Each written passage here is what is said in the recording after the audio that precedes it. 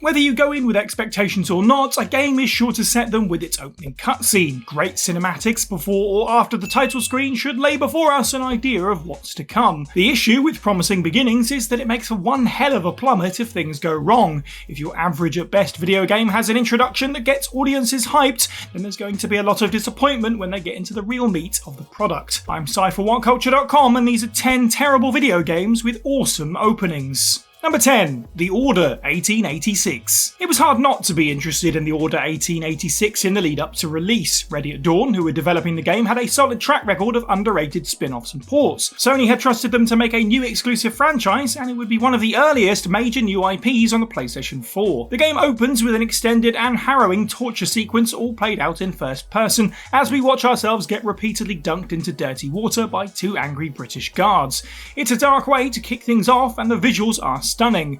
Once players get moving, the graphics hold up, and the setting of alternative timeline werewolf-infested London is incredibly interesting. It looks great and it's got a unique setup. What's not to love? The Order 1886 met pretty middling review scores, only saved by the former positives. The gameplay was often described as boring, consisting of generic cover-based shooting and endless quick-time events that never really got started before the game's story abruptly ends at the 7-hour mark. All that intrigue and such a strong beginning that was not the next generation jump that people were waiting for. Number 9. Castlevania Lords of Shadow 2. After not doing all that much for a very long time with the IP, Konami finally rebooted the Castlevania series in 2010 with Lords of Shadow. The big twist of this new reboot was that protagonist Gabriel Belmont was to become Dracula, and the player character had been the big bad of the Castlevania series all along. Whilst many fans prefer the original universe, Lords of Shadow at least had the brass to do something unique. Its sequel definitely had similar things in mind. In the game's stunningly good opening, we get a retelling of the events from the first game, as well as a lot more. Familiar names are mentioned, like Trevor and Simon Belmont, who carry on the lineage of their father Gabriel.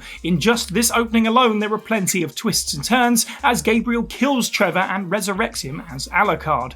It's a huge lore dump, but in a good way, widening the new reboot's world in quick fashion and doing so very succinctly. A great voiceover over an animated storybook, it gives depth and history to this blossoming new Castlevania timeline. Unfortunately, due to Lords of Shadow 2 being a bit of a damp squib in visuals and gameplay, this cinematic is as good as it gets. Number 8. BANJO-KAZOOIE Nuts and Bolts. Animal duo Banjo and Kazooie were practically mascots for the 3D platforming genre all by themselves, but when developers Rare were bought out by Microsoft, they went worryingly quiet. Then, 2008's Nuts and Bolts happened. The opening cutscene would be sure to reduce fans to tears as they got their first look at the classic Spiral Mountain in glorious HD.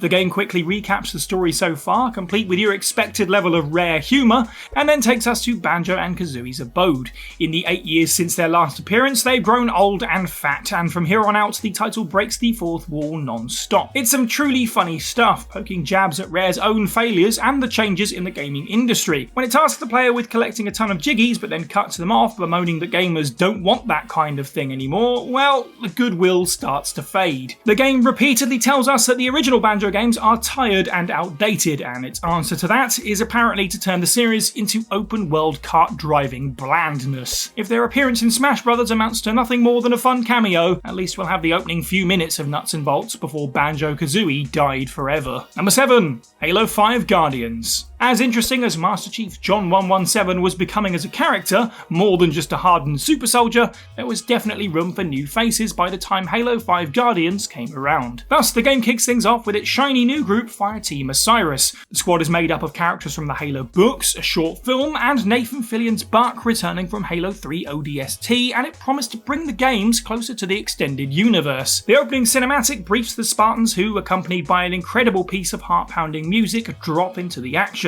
Exceptional visuals guide us down to the surface as ships explode. Sliding down a snowy mountainside, our new team kicks alien ass and doesn't ask for names. But Halo 5's campaign story not only did very little with the extended universe, it did very little with anything. Master Chief was far too absent and the story meandered the entire way to its generic conclusion. This exciting start belays a campaign that feels safe, lifeless, and extremely by the numbers. Number 6. Evil Dead Hail to the King. Evil Dead is one of the most beloved B-movie horror series of all time, so in a way it's surprising that it hasn't had more video game adaptations. Hail to the King was set after the events of the third film and saw Ash return to the infamous cabin in the woods to face down his nightmares. Naturally, things go awry immediately. The game's opening cutscene is kitsch and very of its time, being a PlayStation and Dreamcast title, but it's wonderful to hear Bruce Campbell return to the role of Ash. He narrates the story so far, which is interspersed with graphical recreations of iconic Evil Dead moments. The POV camera zooming through the woods effect is present, and the sequence ends with Ash tooling back up with his trademark chainsaw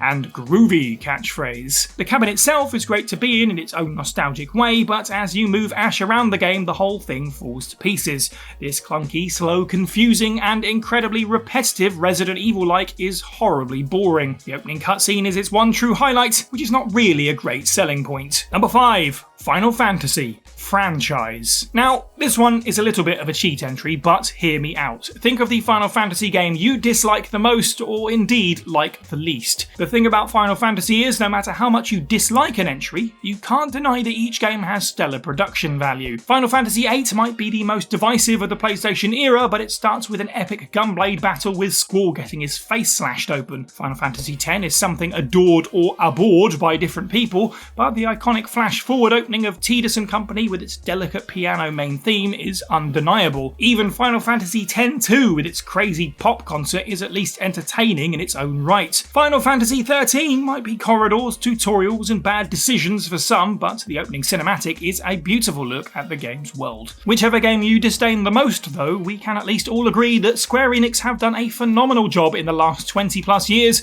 of creating incredible opening cutscenes. Number 4. Musashi, Samurai Legend. Out of all the games on this list, this one has the best chance of being the most unknown. Whilst its PS1 predecessor, Brave Fencer Musashi, was decently well received, it's this 2005 follow-up that fell totally flat on release. A two-punch combo of Tetsuya Nomura character designs and Hiroyuki Emiyashi as lead animator means that Samurai Legend has an absolutely excellent anime opening. Quite literally, this should be the opening credits to a high-spirited, action-packed television series rather than an average game. Players get a brief look at the characters before they're flying around being chased by robots with machine guns on motorbikes in a stunningly fast and high-quality animation. As Musashi faces off in a rain-drenched black and white samurai showdown, gamers are sure to be ready to jump into whatever the hell this thing has to offer. Unfortunately, when the gameplay begins, Samurai Legend is slow, far too easy, and aesthetically bland. A huge contrast to that opening you just watched that got your blood pumping. Number 3.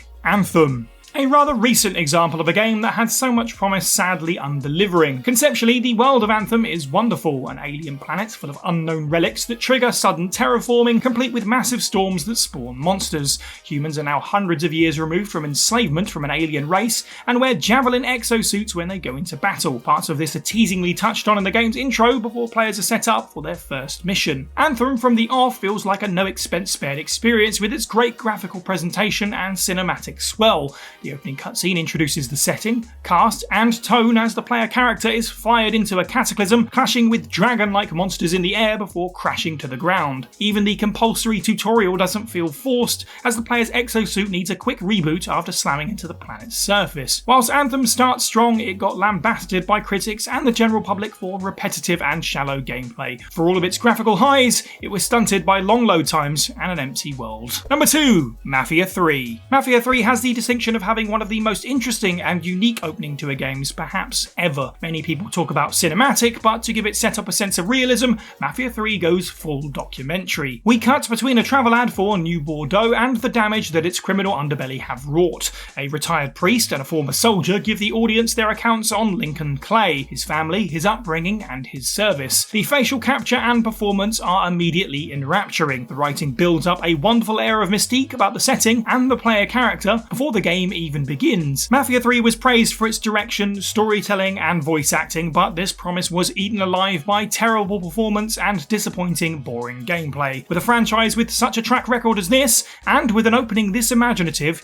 you cannot afford to waste it on tired gameplay mechanics. Number 1. Sonic the Hedgehog 2006. For context, this was before the Sonic cycle of growing hype and utter disappointment, and early looks at the HD reboot for Sonic were extremely enticing. Booting the game up greets players with the kind of cutscene that caused fans' hearts to swell. It felt like the new era of Sonic had begun. The graphical fidelity is so high, and even today it all still looks incredible. The introduction of the bustling Venice-like city of Soliana, Princess Elise's nightmarish vision, and the coming of Eggman felt to fans like the Disney-level leap that Sonic had been waiting for. The Blue Blur's arrival feels exciting and even now makes you want to sit up straight and play this wonderful game. If only what followed it was anything like it. Instead, as is well documented, we have a notoriously glitchy game that nearly killed the franchise. The look of Sonic 06 is fine, but it doesn't rise to the potential of that opening cutscene in no way, shape, or form. And that's the list. Let us know what you thought of this video down in the comments below, and any other video games that you can think of that you thought were pretty bad